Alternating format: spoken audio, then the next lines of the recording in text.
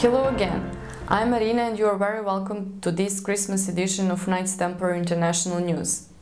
As millions of Western Christians celebrate the birth of Christ, I'd like to ask you to spare a thought and say a prayer for the huge numbers of Christians for whom this is not a season of peace and goodwill, but a time of extra special fear. I'm talking about Christians facing persecution for their faith. We sometimes think of this as something from the past, from the time of the disciples, from the days of the Roman Empire, or the much more recent industrial-scale slaughter of Orthodox Christians by the Bolsheviks. But sadly, the persecution of Christians has never gone away. Indeed, Christians today face worse persecution than at any time in history, a report issued earlier this year concluded. Persecuted and Forgotten is a study by the UK Office of Christian Charity Aid to the Church in Need. It says that the persecution of Christians reached a new high between 2015 and 2017 as groups such as ISIS and Boko Haram stepped up attacks. The report accuses the international community of failing to respond adequately to the violence, stating, "Governments in the West and the UN failed to offer Christians in countries such as Iraq and Syria the emergency help they needed as genocide got underway."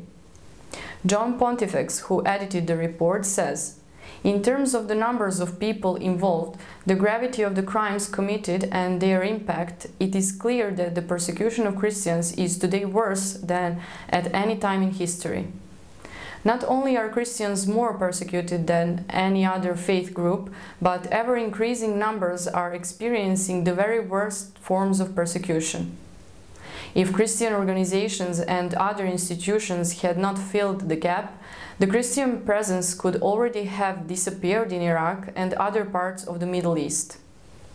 Of course, there is only so far that a charity operating in the liberal West can go, so the report avoids naming the main other institutions which stepped in to save Christians in Syria and Iraq. They were, of course, the Russian Air Force and Hezbollah, who came to the aid of the tolerant Syrian government and helped them wipe out the jihadi forces. The Islamist headquarters, of course, had been killing Christian men, seizing Christian women and girls as sex slaves, and desecrating churches. And the weapons they were using were supplied by Barack Obama and the liberal deep state through Operation Timber Sycamore, the biggest gun-running operation in world history. Now that the jihadis are being defeated, many of the surviving Christians in Syria and Iraq will be heading home this Christmas to begin to rebuild their shattered homes and lives. But persecution continues in Islamist countries, including in particular Libya and Pakistan, and much of North and Central Africa. In Nigeria, Boko Haram have displaced more than 1.8 million people. In one diocese alone, Kafanchan, within 5 years, 988 people had been killed and 71 Christian villages have been destroyed, as well as 2,712 homes and 20 churches. In many other places, including in particular Egypt, the Christian minority are officially tolerated, but in fact subjected to repeated terror attacks and denied full protection. In the Middle East, only Syria and Iran fully protect and respect their Christian minorities. In the occupied West Bank, some illegal ultra-Zionist settlements are being built on land stolen from the Palestinian Christians, whose churches are also often vandalized or firebombed by extremists. The world's surviving communist states also persecute Christians. North Korea is the most notorious, but China is also guilty in this regard. More than 2,000 churches have been demolished in the coastal province of Zhejiang, and police still routinely detain clergymen. Less well-known but still very real are the problems faced by Christians in India. Hindu extremists have broken into churches and threatened Christian schools. Just last week, Hindu fundamentalists detained 30 seminarians and 2 priests and set their car on fire just for singing Christmas carols. What is even more shocking is that 8 priests went to inquire about the detained priest and seminarians were also arrested. This was the second incident of religious intolerance in India since the beginning of Advent. On December 10th, 4 Christians were arrested and thrown in prison for the crime of praying for Christmas. Sajan George, president of the Global Council of Indian Christians, said that arrests were illegal and just the latest episode of intolerance against Christians.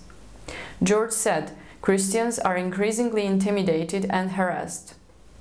Finally, I would like to remind you that the few remaining Christian communities in the Islamist-occupied Serbian heartland of Kosovo also face a Christmas of uncertainty and fear. Low-level harassment of Christian communities goes on all the time, and there is an ever-present threat of renewed ethnic cleansing violence by their Muslim Albanian neighbors.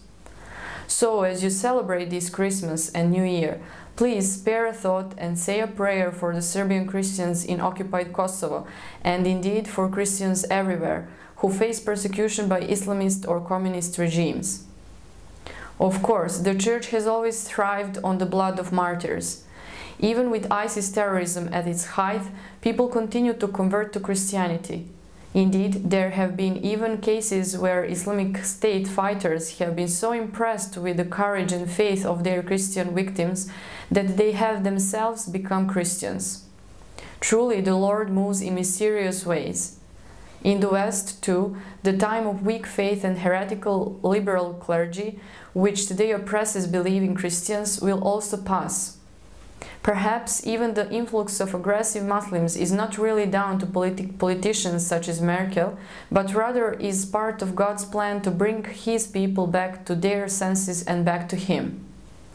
For the times now coming to the West will be very hard on Christians and on those of Christian background who have lost their way. But that very hardness will surely bring the peoples of the West back to their faith, back to Jesus. The revival of Christianity has already happened in Russia. It is happening right now in Poland. Soon it will happen in the West as well. So be of good cheer and great faith, for Christendom will be saved and restored. The only question is what your role will be in the resistance and reconquista. Deus vult.